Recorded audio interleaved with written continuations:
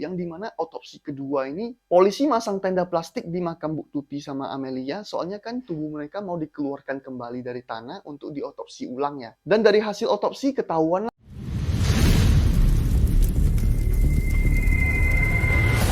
Hai guys, hari ini gue mau ngasih update soal kasus penghilangan nyawa ibu dan anak yang udah ditutup selama lebih dari 2 tahun tanpa ada pelaku yang ketangkep sama sekali. Tapi belakangan udah terungkap nih, siapa tersangkanya yang sesungguhnya. Nah, buat kalian yang belum tahu kasusnya, ataupun yang udah pernah dengar berita tapi kurang paham, tonton video ini aja. Karena gue udah rangkumin semuanya dari kronologi awal nih, sampai update terbaru yang sekarang setelah 2 tahun sejak kejadian. Lebih gampang lah daripada kalian nonton berita sepotong-sepotong. Sebagai refresh dulu nih, 2 tahun lalu di hari Rabu tanggal 18 Agustus 2021, tepatnya di Dusun Ciseti, Desa Jalan Cagak, Kecamatan Jalan Cagak, Kabupaten Subang, ada sebuah kejadian misterius tentang ibu dan anak perempuannya yang ditemukan tidak bernyawa di bagasi mobil Alphard di rumahnya sendiri. Kejadian ini sempat bikin geger pada masanya, apalagi pelakunya gak diketahui siapa. Jadi kan gantung banget ya. Dan masyarakat di sekitar sana juga pastinya was-was. Lah pelakunya belum ketangkep, berarti kan masih berkeliaran itu. Tapi untungnya dalam minggu ini udah ada titik terang guys. Dimana pelakunya itu akhirnya udah ketangkep, dan yang bikin gua shock itu adalah ternyata mereka ada 5 orang coba. Awalnya kita kira paling cuma 1 orang ya. Dan dari kelima orang ini, salah satunya ya sesuai tebakan netizen, yaitu Pak Yosef tuh. Suami Bu Tuti sendiri, bapak kandungnya Amelia. Berarti ini bapaknya lah yang menghabisi istri dan anak kandungnya guys. Kok bisa ketahuan bang akhirnya? Nah buat kalian yang udah hatam banget sama kasus ini, pengen tahu endingnya gimana sih? Kok bisa tiba-tiba terungkap dalam minggu ini? Kalian boleh deh langsung skip aja video ini ke bagian tengah, karena di situ ada penjelasan gua nanti. Tapi buat kalian yang mau di-refresh lagi dari kronologi awalnya, langsung aja kita mulai.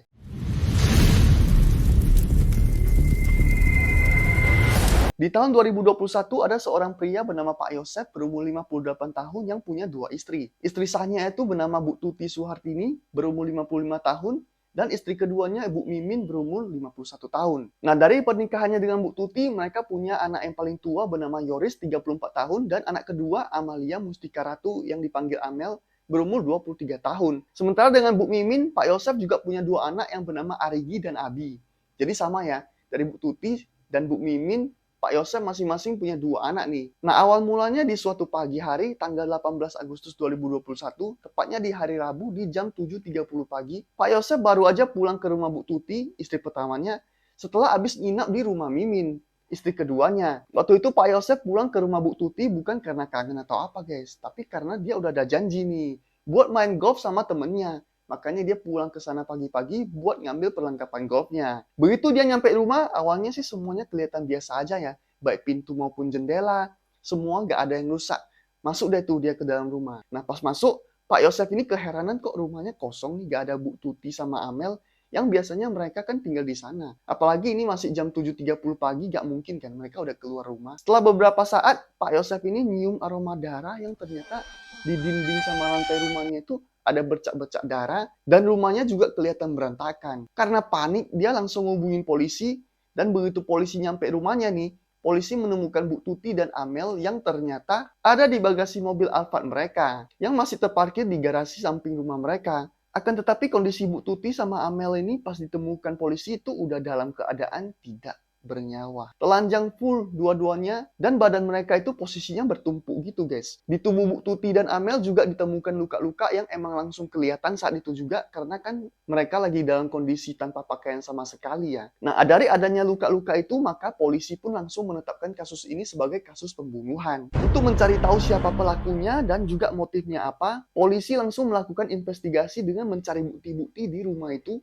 minta keterangan dari warga sekitar, dan juga Pak Yosef sendiri sebagai suami Bu Tuti sekaligus sebagai saksi karena dia yang ngelaporin kan tadi nelpon polisi. Jadi ya udah, Pak Yosef menjawab semua pertanyaan yang diajukan polisi, dan yang paling penting itu adalah di mana dia berada pada saat malam kejadian. Karena perkiraan polisi itu kejadiannya memang di malam hari, soalnya pas Pak Yosef nelpon polisi tadi itu kan di jam 7.30 pagi. Nah, di sini Pak Yosef sih bilangnya dia semalaman habis nginap di rumah Bu Mimin, istri keduanya tuh. Dan karena jawabannya itu, polisi pun minta keterangan lah dari Bu Mimin dan 2 anaknya itu. Ternyata pas diinterogasi, Jawaban Pak Yosef, Bu Mimin, dan dua anaknya itu ngeklop guys, alias sama. Mereka konfirmasi kalau Pak Yosef memang nginap di rumah mereka di malam itu. Sampai hari udah pagi, baru deh Pak Yosef pulang ke rumah Bu Tuti. Nah, kemungkinan di sini mereka udah kong kali kong guys. Biar nanti kalau ditanya polisi, jawabnya begini ya, gitu. Supaya nanti pas diselidiki polisi, kan kejadian pembunuhannya malam tuh. Mereka bisa lolos dari kecurigaan sebagai pelaku. Ditambah lagi Pak Yosef juga bilang waktu dia nyampe rumah, dia juga curiga karena posisi mobil Alphard-nya terparkir secara gak rapi, miring-miring gitu posisinya. Gak kayak biasanya waktu dia sendiri yang markirin itu mobil maksudnya. Ya udah oke, di situ polisi catet tuh. Udah, habis itu lanjut lagi. Polisi nanyain warga sekitar sana sama tetangga mereka. Dan dari hasil wawancara itu ternyata ada seorang laki-laki yang mengaku waktu itu kebetulan lewat depan rumah Bu Tuti di sekitar jam 6 pagi. Mau beli bubur katanya. Dia juga sempat ngeliat tuh mobil Alphard lagi mau diparkirin ke garasi. Kayak maju mundur gak jelas gitu. Tapi sayangnya dia nggak kepo guys. Jadi nggak diperhatiin itu supirnya siapa yang lagi di dalam mobil itu. Karena kan dia cuma warga yang lagi lewat. Melengos aja dia tuh. Nggak ada curiga apa-apa soalnya. Nah pas dia balik dari beli bubur di jam 7.30, dia ngelihat rumah itu udah rame orang. Bentar. Tadi kan katanya jam 6 pagi tuh dia lewat. Berarti masih ada pelakunya waktu itu di TKP sebelum Pak Yosef nyampe sana. Andaikan waktu itu dia agak kepo sedikit, dia lihat itu siapa yang lagi markirin mobil Alphard itu di jam 6 pagi, pastilah kasus ini udah terungkap dari 2 tahun yang lalu guys. Gak panjang begini ceritanya. Nah ketika polisi meriksa TKP, lagi-lagi di situ polisi dibikin bingung karena mereka nemuin banyak kejanggalan kayak nggak ada tanda-tanda kerusakan sama sekali di pintu sama jendela rumah. Jadi kondisi pintu sama jendelanya itu ya biasa aja, nggak kayak abis dibobol maling maksudnya. Yang padahal kondisi di dalam rumah udah berantakan kan waktu Pak Yosef nyampe tadi. Udah gitu juga pas diperiksa lebih dalam, ternyata barang berharga di rumah Bu Tuti itu juga nggak hilang. Termasuk juga uang tunai 30 juta di meja itu masih ada pas diperiksa. Dan yang paling menonjol adalah mobil Alphard-nya tuh, yang paling berharga kenapa nggak dibawa kabur sama pelakunya? Padahal kan tadi udah dihidupin mesinnya pas mau parkir. Nah, tapi di situ ada satu benda yang hilang rupanya guys, yaitu handphonenya Amel. Setelah itu polisi mengamankan uang 30 juta tadi, mobil Alphard mereka, dan ada satu lagi mobil Brio warna kuning punya Amel juga sekaligus diangkut ke Mapolsek. Barang-barang itu diangkut ke Mapolsek Jalan Cagak Subang buat diperiksa. Dengan semua bukti-bukti itu, polisi menduga kalau motifnya jangan-jangan dendam nih. Karena barang-barang semuanya nggak ada yang hilang ya. Abis itu Bu Tuti sama Amel ini dibawa ke rumah sakit untuk dilakukan otopsi sebanyak 2 kali. Pertama di hari kejadian ya, tanggal 18 Agustus 2021. Lalu yang kedua di tanggal 2 Oktober 2021. Yang dimana otopsi kedua ini, polisi masang tenda plastik di makam Bu Tuti sama Amelia. Soalnya kan tubuh mereka mau dikeluarkan kembali dari tanah untuk diotopsi ulang ya. Dan dari hasil otopsi ketahuanlah kalau Bu Tuti yang menjadi korban pertama yang diperkirakan kejadian penghilangan nyawa itu sekitar jam 1 dini hari. Karena jenazahnya itu udah sangat kaku waktu diperiksa. Tim forensik mengatakan Bu Tuti diduga dihabisi sewaktu dia lagi tidur karena banyak bercak darah di dinding sama lantai kamarnya. Sementara giliran Amel dihabisi pelaku kira-kira sekitar jam 5 pagi. Jenazahnya masih lebih lentur daripada Bu Tuti. Untuk Amel ini dia sempat ngelawan tapi nggak berhasil ya. Namun tim forensik mengatakan ada kesamaan luka di tubuh mereka yaitu kerusakan pada tengkorak kepala akibat hantaman benda tumpul. Dan sama-sama tidak mengalami kekerasan seksual. Jadi memang Bu Tuti dan Amel ini dilepas semua pakaiannya oleh pelaku, tapi mereka itu tidak mengalami tanda-tanda kekerasan seksual apapun. Janggal bener ya. Mulai dari tadi uang dan mobil gak diambil, terus ini korban dilepas pakaiannya, tapi gak diapa-apain. Lalu sebenarnya motifnya apa? Nah, simak terus makanya ya. Ini bentar lagi kita nemu nih jawabannya. Dugaan sementaranya, ada kemungkinan awalnya pelaku mau membuang Bu Tuti sama Amel pakai mobil. Tapi entah kenapa nggak jadi guys. Berdasarkan fakta yang ditemukan polisi di TKP, di mobil Alphard itu sama sekali tidak ditemukan adanya sidik jari orang lain selain sidik jarinya Pak Yosef. Yang padahal di jam 6 pagi tadi kan ada seseorang tuh yang parkirin mobilnya. Nah kemungkinannya berarti cuma 2 nih. Pelakunya memang Pak Yosef atau mungkin orang lain yang dari awal sampai akhir kejadian tetap pakai sarung tangan.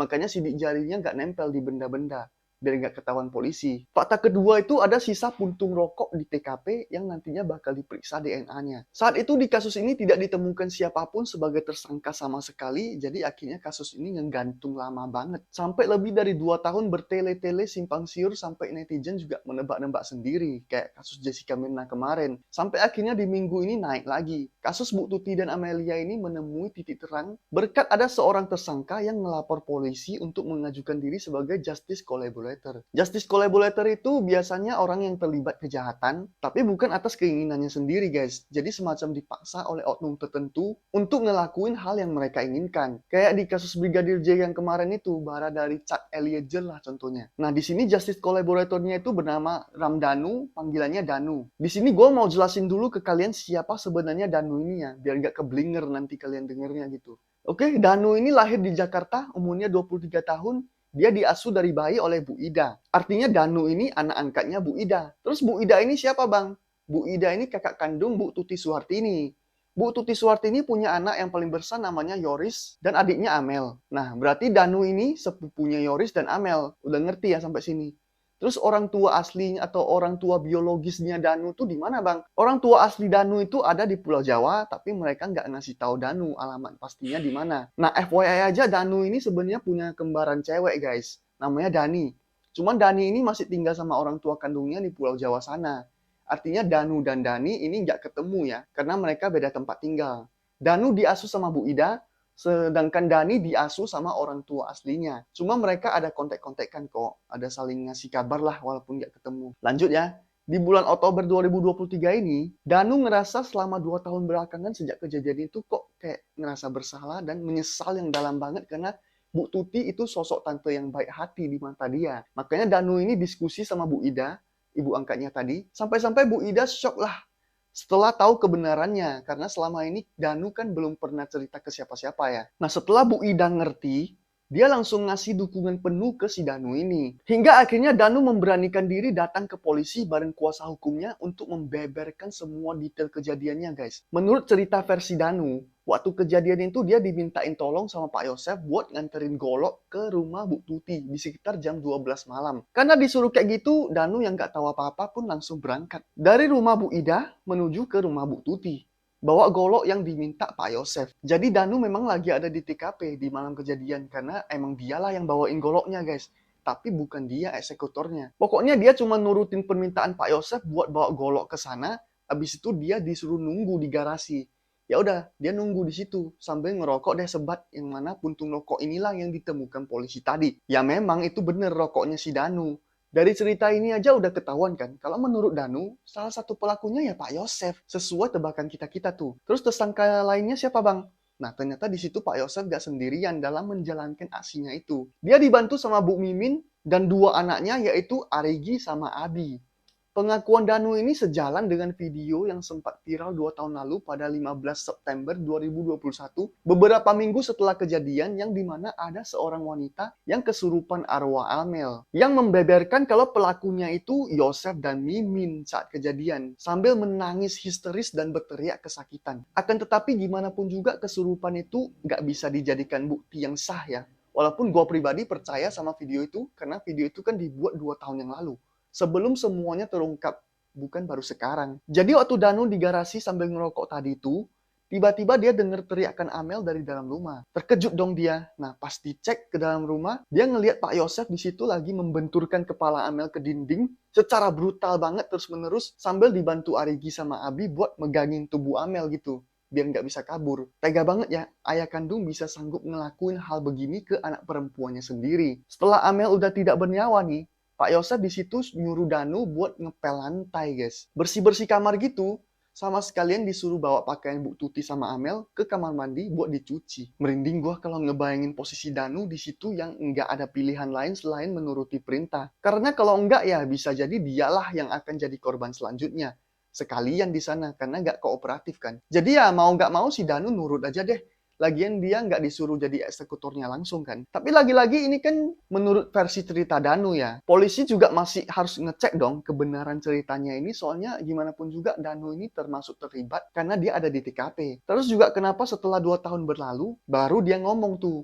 Kenapa nggak dari awal kalau memang dia tahu yang sebenarnya? Tapi karena dia udah nyeritain begitu, tentu pihak polisi langsung segera bertindak dengan menggerebek rumah Bu Mimin beberapa hari yang lalu sebelum video ini dibuat. Yaitu di hari Selasa tanggal 17 Oktober 2023, sekitar pukul 4.30 dini hari. Di situ jackpotnya polisi langsung menemukan keempat-empatnya orang yang disebutin oleh Danu dalam pengakuannya, yaitu Pak Yosef, Bu Mimin, dan 2 anaknya, Arigi sama Abi. Mereka langsung diborgol saat itu juga dan dibawa ke kantor polisi bareng Danu juga waktu itu. Berarti total 5 orang ya, termasuk Danu, dan mereka semua langsung dijadikan tersangka. Setelah sekeluarga itu dijemput mendadak begitu, ternyata nggak ada satupun dari mereka yang mengakui perbuatannya nih guys.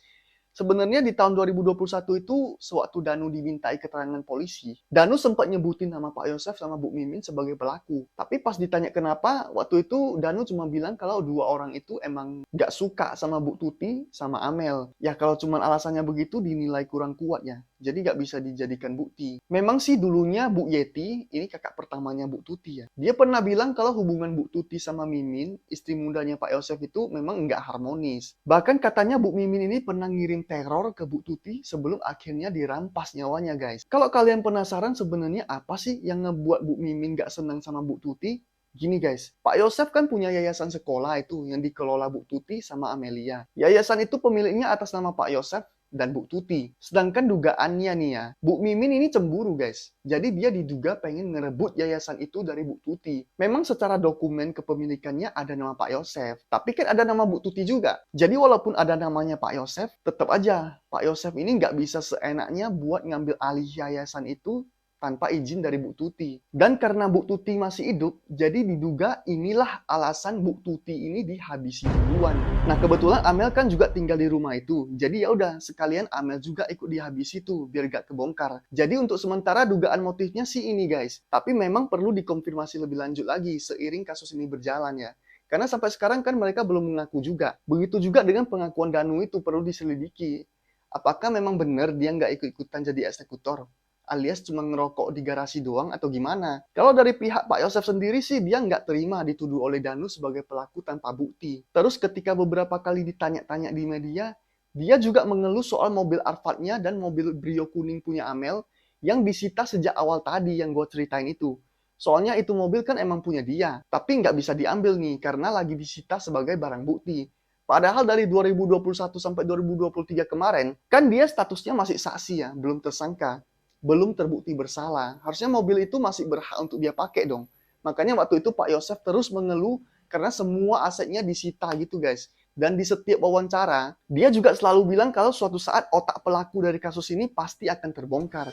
Bahkan Pak Yosef sama Bu Mimin pun udah pernah bersumpah demi Al-Quran kalau mereka sama sekali nggak terlibat dalam kasus ini. Berani banget ya itu, andaikan memang benar ternyata mereka lah pelakunya. Gak ada takut-takutnya gitu maksudnya. Pak Yosef, Bu Mimin, dan dua anaknya itu bahkan pernah juga kelihatan lagi ziarah ke makam Bu Tuti sama Amel, di mana mereka menangis sambil berdoa semoga pelaku dari kejahatan itu bisa segera ditangkap. Yang ternyata ya emang dikabulkan tuh doanya. Sekarang ketangkap kan. Tersangkanya ternyata ya mereka sendiri. Ini gimana sih konsepnya? Senjata makan tuan. Jadi pencitraan doang rupanya selama ini. Bahkan pas awal-awal kejadian itu diinterogasi polisi, Bu Mimin ini alibinya mah dia ada di rumahnya sendiri. Abis ngelayanin Pak Yosef di situ sebelum Pak Yosef balik ke rumah Bu Tuti. Dia juga pernah bilang kalau Arigi dan Abi itu nggak kenal sama Danu. Karena Danu itu kan keponakan dari keluarga Bu Tuti tuh. Bukan dari keluarganya. Tapi pada kenyataannya sekarang ini mereka semua dijadikan tersangka tuh. Berlima. Walaupun memang yang udah ditahan itu baru 2 orang aja, yaitu Pak Yosef sama Danu. Sementara Bu Mimin sama anak-anaknya cuma menjalani pemeriksaan selama seharian aja di kantor polisi waktu digrebek tadi itu. Jadi untuk sekarang ini mereka cuma dikenakan wajib lapor aja. Nah, alasan kenapa mereka bertiga itu belum ditahan itu karena pengacara mereka masih terus mengajukan pembelaan yang dimana mereka nganggapnya semua ini kan masih berdasarkan pengakuan sepihak dari Danu yang belum tentu valid gitu maksudnya guys. Tapi dengan fakta kalau sekarang beritanya udah dirilis secara luas ke media, pastinya itu karena polisi udah punya dugaan kuat kalau memang 5 orang inilah pelakunya. Makanya langsung dijadiin tersangka. Walaupun memang Danu di sini sebagai justice collaborator, dia juga ikut ditahan biar bisa memberikan keterangan lebih lanjut nantinya. Untuk hukuman Danu ini nantinya mungkin akan dipertimbangkan buat lebih diringankan lah, semoga aja. Karena lagi-lagi semua ini kan terkuak berkat dia ya. Andaikan memang kesaksiannya itu benar. Jadi itu tadi kasus yang rame lagi setelah 2 tahun ngegantung dan tenggelam dari pemberitaan guys. Karena waktu itu masih belum ditemukan ya siapa pelakunya. Minimal sekarang walaupun baru 2 orang yang ditahan, setidaknya tersangkanya udah terang benderang. Ada siapa aja yang terlibat dan harus bertanggung jawab atas kejadian ini. Jadi kita tinggal tunggu aja pengumpulan bukti-bukti selanjutnya buat 3 tersangka yang masih belum ditahan. Terus juga kita doakan aja semoga semua yang bersalah dihukum seberat-beratnya Dan cepat ada update selanjutnya juga soal berapa tahun hukuman penjaranya atau bahkan hukuman mati buat para eksekutornya itu. Buat almarhumah Bu Tuti dan juga almarhumah Amel, kita doakan semoga mereka bisa tenang di sana.